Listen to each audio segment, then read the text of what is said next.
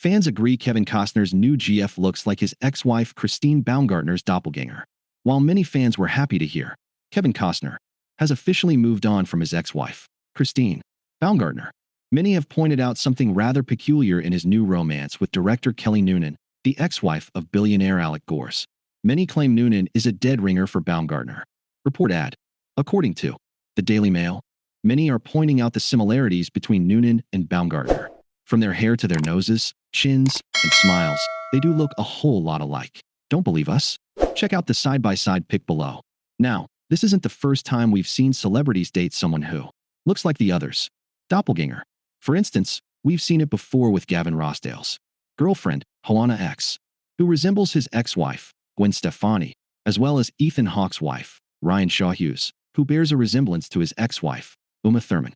Everyone has a type, and it seems Costner does too. For those who don't know, Costner and Baumgartner divorced in 2024 after nearly 20 years together, but continued to co-parent their 3 children, named Caden, Hayes, and Grace. Soon after their divorce, Baumgartner started dating her now fiancé Josh Connor. However, Costner alleged there was an overlap between their relationship and her new one. Insiders told People that Noonan and Costner are dating casually. Kelly is seeing Kevin, but it's very casual. She thinks he's wonderful and interesting, they said. Before you go, click here for all the celebrity splits and divorces we never saw coming. Couture review. Angelina Jolie in film about 3 women during Paris Fashion Week may be her most personal role yet. Toronto Film Festival. Movies involving and primarily about 3 women intersecting have been a long-time staple. Think Robert Altman's 3 Women, The Hours, Hannah and Her Sisters, Dreamgirls, and then go back to 1949's Oscar-winning A Letter to 3 Wives, and forward to director Jean Negulesco's 1954 Three Coins in the Fountain set in Rome, and a decade later to his similar 1964 film, The Pleasure Seekers set in Madrid. There are so many more, and the latest filmmaker to make her mark with this kind of structure is Alice Winocour, who has brought together 3 very different women to the annual Paris Fashion Week, exploring themes of people uniting to repair and resolve issues permeating their lives.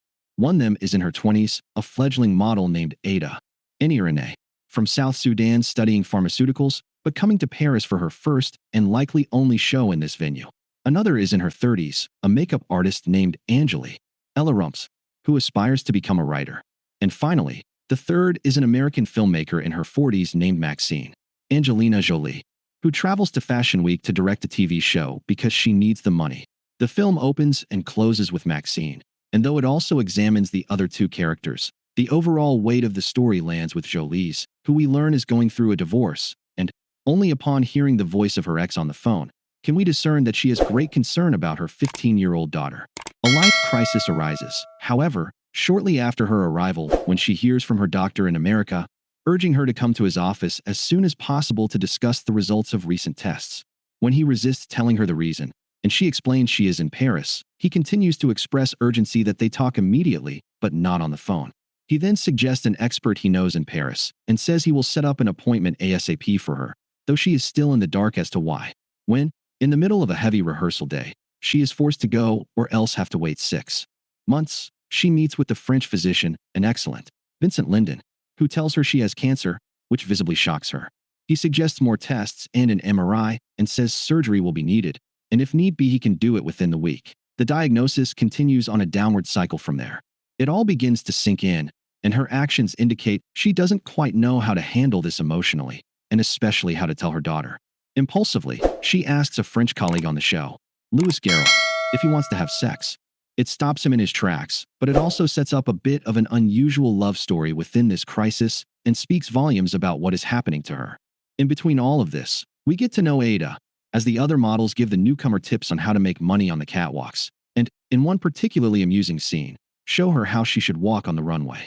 Ada, who comes from a war-torn country, is new to all this, and actually seems to be just soaking it all in without saying a lot. She will be a star attraction, though, in Maxine's show. Angeli also comes in and out of the picture with her own issues, a makeup person who is hoping to become so much more.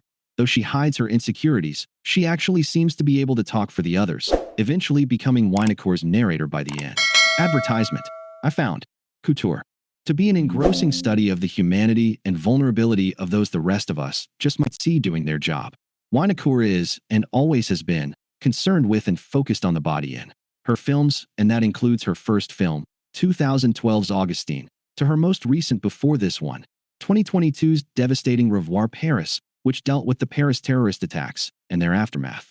It was exceptionally well-made and riveting to watch, a film which, like this one, dealt with trauma and the need to move on from it. That is exactly what these three women, in one way or another, have done or are doing, but it is especially true for Maxine. When you have an actor and star of the magnitude of Jolie, it is only natural to put the emphasis there, and that is what gives Couture its special power. It is impossible to get around Jolie's own story when watching this one. Her own mother, who was French, died in her 50s from breast cancer, as did her grandmother. Knowing she might have the same fate, she underwent a preventative double mastectomy. She brings all this to the role, making it probably the most personal one she has ever played. It is a quietly touching performance, one played often without lots of dialogue but told delicately on her face and in her eyes. Her fears are there in a phone conversation, such as when her daughter calls disoriented and unsure how to get home, and Maxine calmly solves it for her. The subtext we see unrelated to the dialogue is a mother knowing she might not be around to help her daughter again. We see it also in the brilliantly played and directed love scenes between Jolie and Garel. If this isn't the most affecting performance of Jolie's career, and there have been many, it is right up there at the top. It is profoundly moving to watch. Both Anne and Rumpf are also effective and authentic to who they are, and Garel has one of his best roles in some time. Producers are Charles Gilibert, William Horberg, Jolie, and Zhang Xian. Title: Couture Festival. Toronto Film Festival. Special Presentation Sales Agent. UTA Independent / Hanway Director / Screenwriter. Alice Winocour Cast. Angelina Jolie, Ella Rumpf, Annie Renee, Louis Garel, Vincent Linden. Running time: 1 hour and 46 minutes. Angelina Jolie reflects on family cancer history before Couture premiere. By Sarah Mills. Toronto, Reuters. Academy Award winner Angelina Jolie had a strong message about hope and living her best life as she reflected on her family's history of cancer before the world premiere of Couture on Sunday.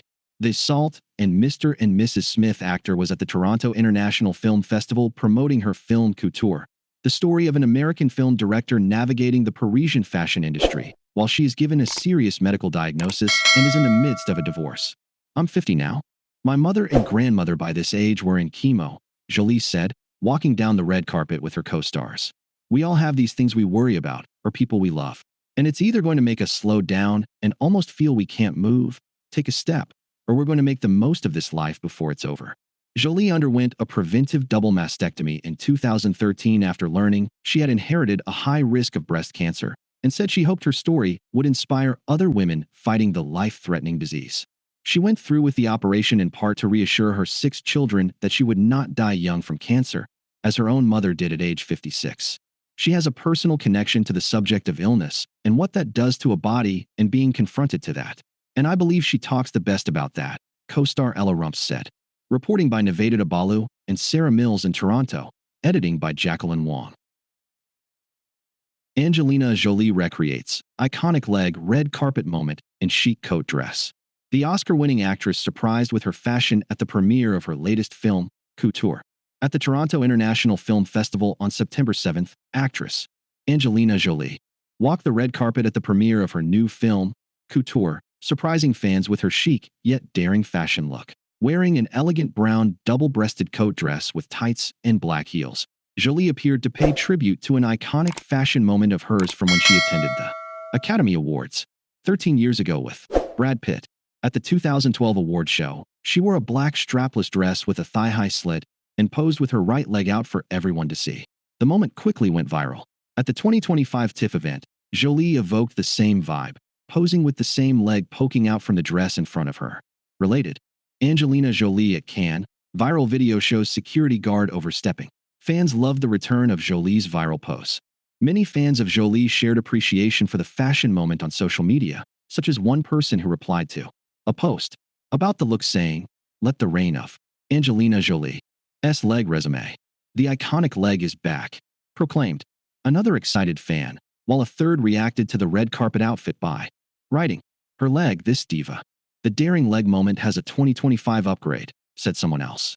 Other fans shared some love for Jolie's elegant fashion, with comments like, "Sophisticated and chic princess, leg and hair, legendary, and timeless beauty." Jolie was at TIFF to promote Couture. Jolie attended TIFF to promote her new movie, Couture, in which she plays the role of Maxine Walker, a film director who goes to Paris, France to make a short film about the models walking Paris Fashion Week. Enia Renee plays Ada, a new model from South Sudan eager to get her start in the industry, while Ella Rumps portrays a makeup artist named Angeli. The movie also stars Garance Maralier, Lewis Garrel, and Finnegan Oldfield, with the story following the characters' intertwined tales as they explore their own desires and struggles during the big fashion industry event. The movie made its world premiere on September 7th, while it is expected to come out in theaters soon. Angelina Jolie's daughter Shiloh spotted on rare outing with close friend. Devon Forward is a trending news writer at Parade, covering the latest in celebrity news, entertainment updates, and lifestyle trends that have everyone talking. Angelina Jolie breaks down in tears over mother's cancer. Angelina Jolie broke down in tears at a film festival as she spoke about her late mother's battle with cancer.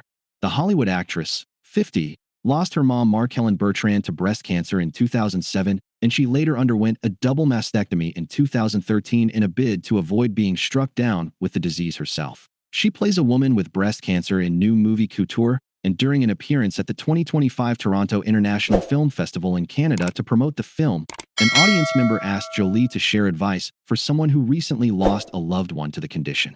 In a video shared by Entertainment Weekly, Angelina wiped tears from her face as she said, "I'm very sorry for your loss." She then went on to say, "I think I will say that.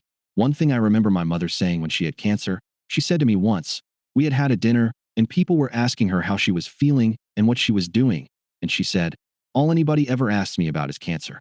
So I would say, if you know someone who's going through something, ask them about everything else. In their life as well. They're a whole person, and they're still living." In the film, Angelina plays a film director named Maxine who learned she has breast cancer during a trip to Paris, and during the question and answer session, the actress spoke about connecting to the material through her own personal experiences of fear and grief. She said, "I felt very fortunate. The film is very thoughtful, and you just sit through something, and you get to spend time and think about life. Sometimes it's as simple as that. Every single person here has been touched by grief. Every single person here has lost someone. Many of you have had that moment in the hospital. You wonder, does that define you or how you live through it?" What I really love is that there's often films that deal with cancer that become about the cancer, and the life becomes defined by the illness. Instead of who is this life? Who is Maxine? Maxine, through it, isn't just this. She's a mother, she's an artist, she's sexual, all of these things I thought were really important to show and to live forward while we're here. Try to live as much as we can.